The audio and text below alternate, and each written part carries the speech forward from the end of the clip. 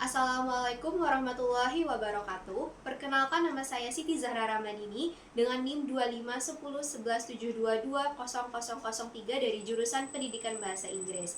Nah, video ini saya buat untuk memenuhi UTS mata kuliah belajar dan pembelajaran yang diampu oleh Ibu Dr. Irianti Rahmayani Jamain, SPSI MPD. Kali ini saya akan membahas mengapa banyak siswa berhenti mempraktikkan bahasa Inggris setelah ujian selesai.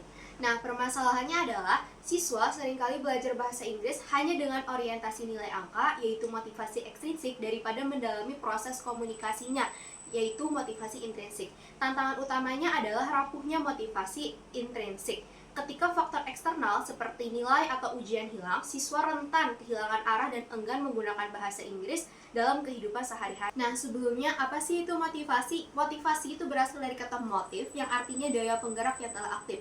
Menurut Zabanowska pada tahun 2012, mengutip pendapat Baron dan Skam yang menjelaskan motivasi sebagai suatu proses internal yang berfungsi untuk menggerakkan, membimbing, dan melakukan suatu tindakan. Sementara menurut KBBI, motivasi adalah usaha yang dapat menyebabkan seseorang atau kelompok orang tertentu tergerak melakukan sesuatu karena ingin mencapai tujuan yang dikehendakinya atau mendapat kepuasan dengan perbuatannya. Faktor penyebab dominasi dari motivasi ekstrinsik itu meliputi adalah sistem penilaian yang kaku dan kurangnya makna personal bagi siswa. Hal ini menghambat internalisasi bahasa sehingga ilmu yang didapati hanya bersifat hafalan sementara. Nah, penyelenggara pendidikan menjadikan murid sebagai objek yang dapat didoktrin dengan orientasi pada nilai. Dengan adanya sistem nilai menggunakan metode kriteria ketuntasan minimal atau disingkat dengan KKM, setiap individu akan tenggelam dalam situasi yang tertindas, lalu munculnya sebuah tradisi baru, yaitu orientasi mengejar nilai. Nah, orientasi yang terlalu fokus pada nilai dapat membuat individu terjebak dalam kebiasaan baru yang kurang sehat dalam belajar. Hal ini bisa mengarah apa yang disebut sebagai invasi kultural, yaitu kondisi di mana pengetahuan tidak lagi digunakan untuk memahami realitas kehidupan, tetapi hanya untuk memenuhi tuntutan sistem seperti nilai dan prestasi. Nah, invasi kultural sendiri merupakan proses yang membelokkan makna belajar sehingga individu menjadi jauh dari pemahaman nyata tentang kehidupan sehari-hari. Akibatnya, belajar tidak lagi bermakna, melainkan hanya menjadi rutinitas untuk memenuhi atau mencapai hasil tertentu tanpa benar-benar memahami isi atau manfaatnya. Seperti yang dikutip oleh Aidogdu dan Alkan pada tahun 2019, self-determination theory adalah sebuah pendekatan terhadap motivasi dan kepribadian manusia dalam konteks sosial. Teori ini begitu menarik, berasal dari eksperimen yang dilakukan untuk menyelidiki efek dari penghargaan ekstrinsik pada motivasi intrinsik. Dalam teori self-determination theory atau yang disebut juga dengan SDT, alasan seseorang melakukan suatu tindakan itu penting karena akan memengaruhi hasil yang didapat. Motivasi dibedakan berdasarkan tingkat kemandirian atau otonomi, yaitu apakah tindakan itu berasal dari diri sendiri atau karena dorongan dari luar. Motivasi intrinsik termasuk motivasi yang bersifat otonom, yaitu ketika seorang melakukan suatu aktivitas karena memang merasa senang dan puas dengan aktivitas tersebut. Nah, itu muncul ketika siswa belajar bahasa Inggris karena merasa senang, tertarik, dan ingin mampu berkomunikasi menggunakan bahasa Inggris. Misalnya, siswa yang senang menonton film berbahasa Inggris tanpa disuruh atau mencoba berbicara dengan orang lain karena memang ingin bisa. Sementara itu, motivasi ekstrinsik adalah ketika seseorang melakukan sesuatu karena ada tujuan lain, seperti mendapatkan nilai, hadiah, atau pengakuan. Nah, dalam kondisi ini, pembelajaran cenderung terbatas pada hafalan grammar atau kosakata tanpa benar-benar dipraktikkan dalam kehidupan sehari-hari. Namun, tidak semua motivasi ekstrinsik itu buruk. Dalam SDT, ada motivasi ekstrinsik yang tetap bisa berdampak positif jika tujuan tersebut selaras dengan diri siswa.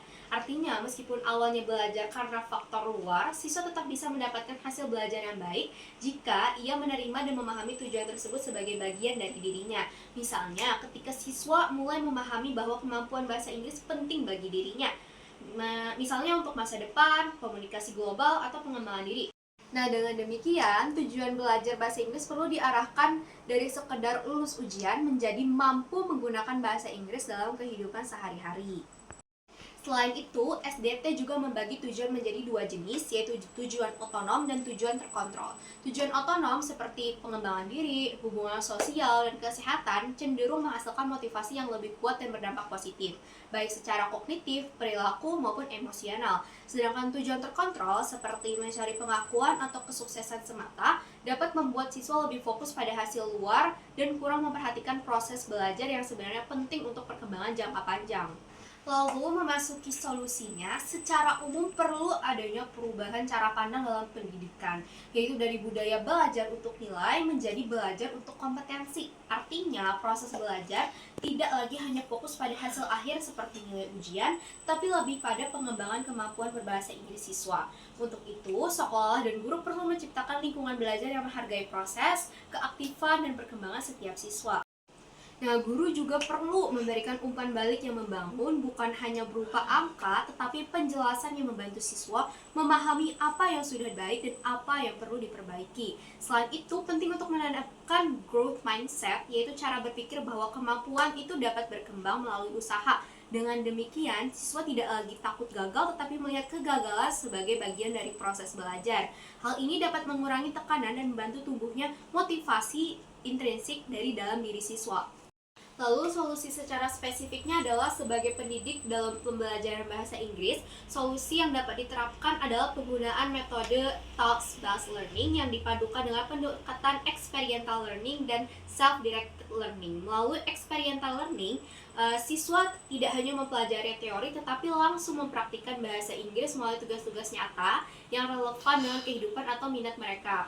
Nah, dengan begitu, siswa dapat belajar dari pengalaman langsung dan melakukan refleksi terhadap proses yang mereka jalani. Nah, pendekatan ini kemudian didukung oleh self-directed learning, di mana siswa diberi kesempatan untuk memilih cara dan topik belajar sesuai minat mereka, seperti menonton film, membuat konten, berinteraksi di media sosial menggunakan bahasa Inggris, atau berinteraksi dalam komunitas berbahasa Inggris. Nah, kebebasan ini membuat siswa merasa lebih terlibat dan bertanggung jawab terhadap proses belajar mereka. Dengan adanya pengalaman langsung dan kebebasan yang terarah, pembelajaran bahasa Inggris tidak lagi dianggap sebagai pembelajaran yang berorientasi pada nilai. Nah, hal ini dapat mendorong munculnya motivasi intrinsik yang lebih kuat, sehingga siswa terdorong untuk belajar dan menggunakan bahasa Inggris dalam kehidupan sehari-hari secara berkelanjutan. Ketika siswa merasa memiliki kendali atas apa dan bagaimana mereka belajar, fokus mereka akan bergeser dari sekedar memenuhi nilai, tetapi juga menjadi pemuasan rasa ingin tahu dan pencapaian personal yang jauh lebih stabil dan tahan lama. Nah, memasuki kesimpulan, permasalahan utama dalam pembelajaran bahasa Inggris terletak pada dominasi motivasi ekstrinsik, di mana siswa lebih berorientasi pada pencapaian nilai daripada memahami proses belajar secara mendalam. Hal ini menyebabkan motivasi siswa menjadi tidak stabil dan mudah menurun ketika faktor eksternal seperti nilai atau prestasi tidak lagi menjadi pendorong. Berdasarkan perspektif self-determination theory atau SDT, motivasi yang bersifat otonom atau intrinsik memiliki peran penting dalam menghasilkan keterlibatan belajar yang lebih mendalam dan berkelanjutan. Namun, sistem pendidikan yang terlalu menekankan pada hasil akhir dan penilaian formal dapat menghambat perkembangan motivasi intrinsik, bahkan mengarah pada fenomena invasi kultural yang membuat proses belajar kehilangan maknanya. Oleh karena itu, diperlukan perubahan paradigma dari belajar untuk nilai menjadi belajar untuk kompetensi. Penerapan pembelajaran seperti task-based learning yang dipadukan dengan experiential learning dan self-directed learning dapat menjadi solusi untuk menciptakan pengalaman belajar yang lebih bermakna. Siswa dapat mengembangkan motivasi intrinsik sehingga mereka tidak hanya belajar untuk mencapai hasil, tetapi juga menikmati proses dan mampu menerapkan bahasa Inggris dalam kehidupan sehari-hari secara berkelanjutan. Sebagai penutup, jangan biarkan kemampuan bahasa Inggris berhenti di lembar jawaban. Speaking English unlocks the door to connecting with friends worldwide. Sekian dari saya, terima kasih. Wassalamualaikum warahmatullahi wabarakatuh.